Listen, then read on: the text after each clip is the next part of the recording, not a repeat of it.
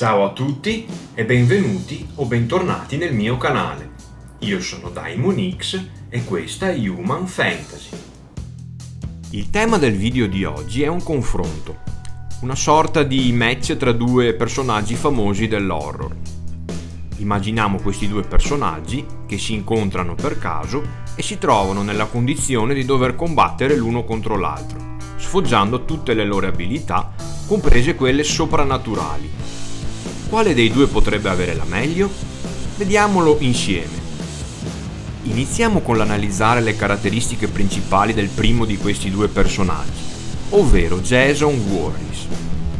Jason Voorhees è il serial killer e antagonista principale della saga di Venerdì 13, che conta in tutto 12 film, tra cui un crossover con l'altrettanto famosa saga di Nightmare e un reboot. Jason nasce con una forma di idrocefalia, che gli causa un volto deforme e un ritardo mentale. Sua madre, Pamela Voorhees, viene assunta come cuoca al campeggio di Crystal Lake, quando lui ha circa 10 anni e per poterlo tenere d'occhio lo porta con sé.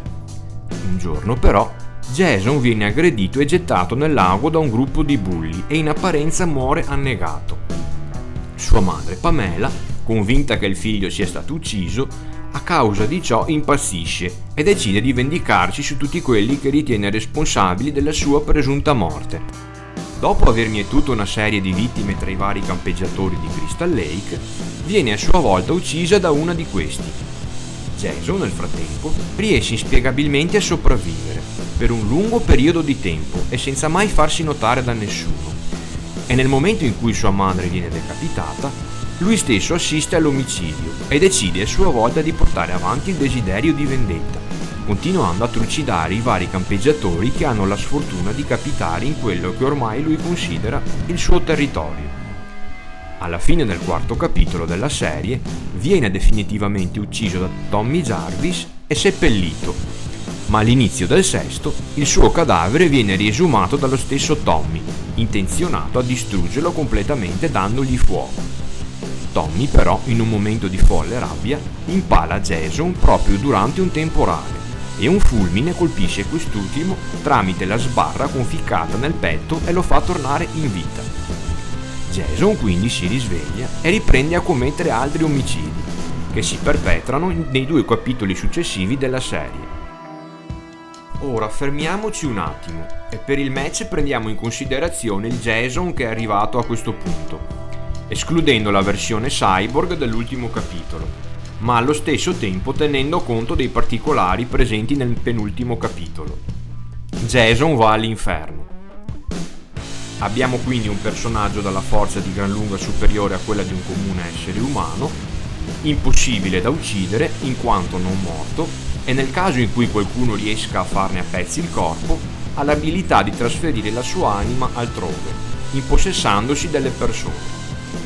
Ha un quoziente di intelligenza molto basso, è privo di empatia, sia cognitiva che affettiva, non parla mai e agisce soltanto in base al suo istinto vendicativo. Queste ultime caratteristiche, sotto certi aspetti, possono essere considerate dei punti deboli, ma allo stesso tempo dei punti di forza, in quanto lo rendono poco prevedibile. Il suo punto debole più evidente è la fobia di annegare, come è stato fatto notare nel film Freddy vs. Jason. Ora passiamo all'altro componente del match, Pennywise, e cerchiamo di capire con chi abbiamo a che fare, iniziando con la sua descrizione.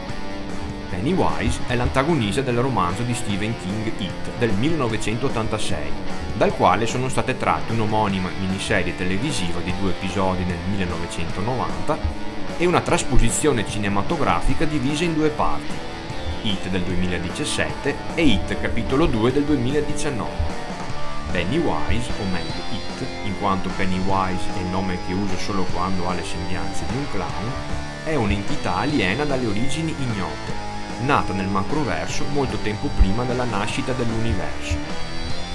Non è chiaro il motivo, ma sembra che questa entità abbia trasferito la propria coscienza nel pianeta Terra milioni di anni prima rispetto agli eventi del romanzo, e che sia precipitata come una cometa nel punto esatto in cui poi sorgerà la città fittizia di Derry, nel Maine. It in qualche modo vive in simbiosi con la stessa città di Derry, esercitando una forte influenza sugli abitanti, in particolare su quelli più aggressivi e malvagi.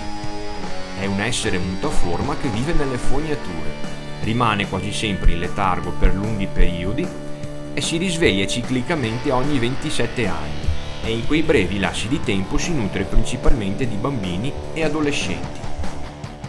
La sua abilità principale consiste nel leggere la mente e le emozioni di tutte le creature con cui si confronta e manipolare la realtà di ogni singolo soggetto, agendo sulle sue percezioni.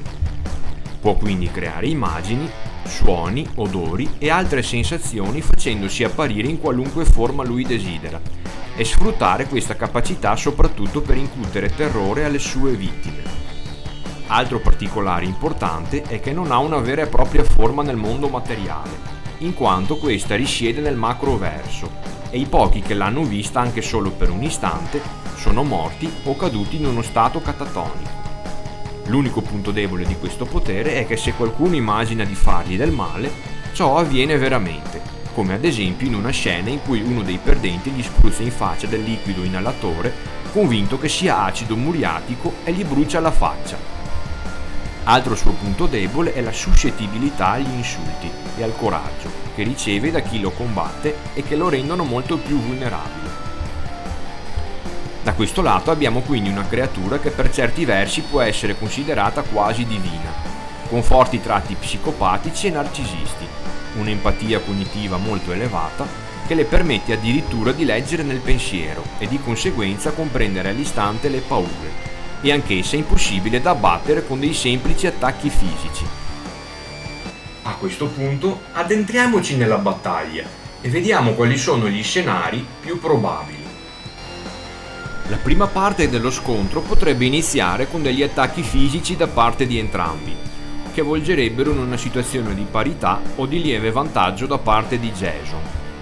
Questo però alla lunga non porterebbe a nessun risultato, in quanto, come accennato in precedenza, abbiamo a che fare con due esseri impossibili da disintegrare sul piano fisico, ed è qui che It, a mio parere, inizierebbe a sfruttare i suoi poteri mentali di manipolazione. Come successivo attacco potrebbe assumere le sembianze della madre di Jason o fargli credere che stia negando veramente, strategia tra l'altro adottata anche da Freddy Krueger nel film Freddy vs. Jason. Se anche questo non dovesse bastare, molto probabilmente farebbe ricorso alla sua arma più potente, ovvero quella di mostrare le vere sembianze presenti nel macroverso e di conseguenza distruggere la mente dell'avversario. Jason, dal canto suo, come spiegato in precedenza, è mentalmente ritardato, non si capisce se è in grado di parlare oppure no, non possiede alcun potere mentale utile a contrastare l'avversario e i soli attacchi fisici si rivelerebbero inutili. Se dei comuni esseri mortali sono riusciti a sconfiggere It, è stato per il fatto che questi, grazie alla loro intelligenza e alla loro abilità comunicativa, hanno saputo scovare e colpire il suo punto debole, cosa che Jason Voorhees non sarebbe in grado di fare. Essendo incapace di parlare e quindi anche solo di insultare It, e non avendo capacità cognitive per comprendere il suo punto debole, non avrebbe alcuna possibilità di vittoria. Presumo anche che non sia immune all'attacco più potente di It. Quindi, ricapitolando, gli scenari possibili sono due. Il primo è che It ha la meglio e Jason Voorhees viene privato dell'intelletto, rimanendo un vegetale. Il secondo, molto meno probabile però, è che ci sia uno scontro puramente fisico, senza che venga decretato un vincitore. Ecco, ovviamente questa è la mia opinione e non tutti di sicuro sarete d'accordo con me. Vi invito quindi a esprimere la vostra di opinione scrivendo sui commenti qui sotto se siete d'accordo o no, oppure se avete in mente altri possibili scenari. Vi ringrazio per aver guardato questo video. Se avete qualche opinione o conoscete qualche altra curiosità, lasciate un commento qui sotto. Se vi è piaciuto e desiderate vedere altri contenuti simili, iscrivetevi a questo canale e attivate le notifiche per non perdervi i prossimi video. Grazie ancora per il supporto e alla prossima!